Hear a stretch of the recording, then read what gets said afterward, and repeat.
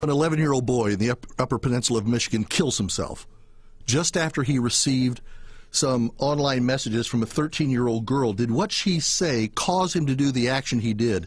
Dr. Taaka Cash, she is a certified nursing credentialing center person who's also very highly involved with child, adolescent, and adult psychiatry. So from north side of Dallas, there in Grapevine, we want to talk to her. Dr. Cash, good afternoon to you. Thank you so much for having me. You bet. So, first of all, if in fact the young lady who sent the messages to the young man, if in fact it did lead to his death, let's look at her psychology real quick for a minute.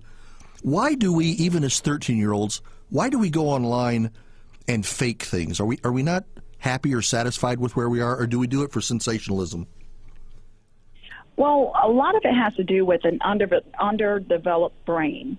We have to consider that the child's brain does not stop developing until they're 25.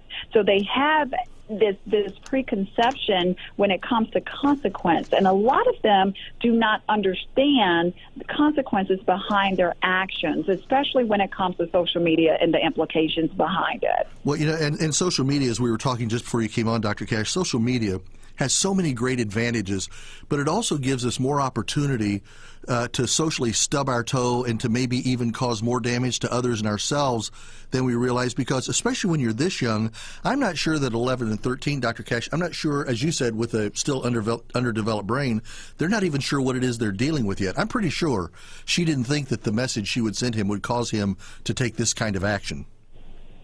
Correct. And so this is not the first time that we're hearing of this happening. I see this in my office all of the time. As recently as a few weeks ago, a father was putting his son to bed, and the child said, out blank, Dad, I think I've been thinking about this for a really long time, and I want to hang myself. There's this new thing that's going around in schools that's called "go hang yourself." When you don't do well, when you don't do well on a test, when you don't do well when it comes to athletics, when you don't do well in terms of fitting in. And I don't know if you've ever heard of the new Netflix series that's called 13 Reasons Why. It's a great depiction of a lot of the pressures when it comes to bullying that kids are dealing with daily. Yep. So you look at. Go ahead, I'm sorry. Yeah, no, you're exactly right. And I get calls and emails and texts from listeners all the time that talk about how their kids are brutally hit with bullying. And then you go on TV and you see these things, 13 Reasons Why, and it almost makes you think that just offing yourself might be the perfect outlet. Yes, and then not only that, we have to consider, especially if you're watching 13 Reasons Why, of course, watch it at your discretion with your child, and I would encourage everyone to watch it first prior to your children to make sure that it's age appropriate, but definitely it's age appropriate for anyone who is an adolescent or in high school. But what it showed is that, hey, you know, you could be right there with your child and in the house with them, and then and really, truly, it's not that you're truly ignoring the signs of depression, but that a lot of the parents don't know they don't know what depression looks like in their child that they're raising. And so when their child goes to school and they're actually exposed to a lot of these other external factors as it relates to school, fitting in, the bullying. I mean, you see in 13 Reasons Why, there were so many reasons.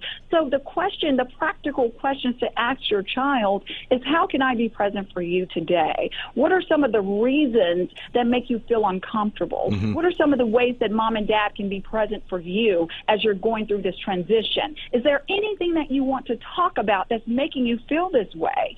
Ask questions. Yeah, because this isn't a 16-year-old kid that's part of a gang. This is an 11-year-old kid who comes home from school and just gets online, and the parents are totally unaware of what's coming. I know you have another interview coming up, so I need to let you go. One last question, Dr. Cash. Somebody asked me, well, why would she fake online? You know, if you watch MTV and you see Catfish, we got young adults and people up into their 30s that are doing exactly the same thing.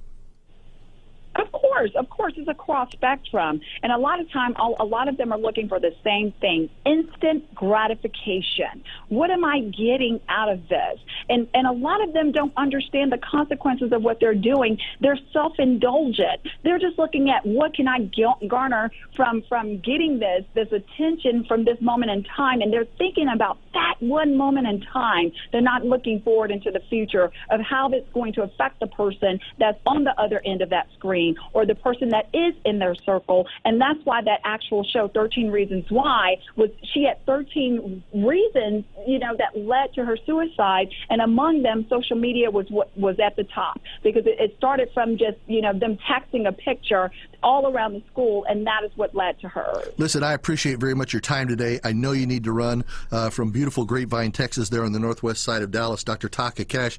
Dr. Cash, thank you. I'm sure we'll call you again when we get subjects like this that come up. Thank you so much. Dr. Taaka Cash.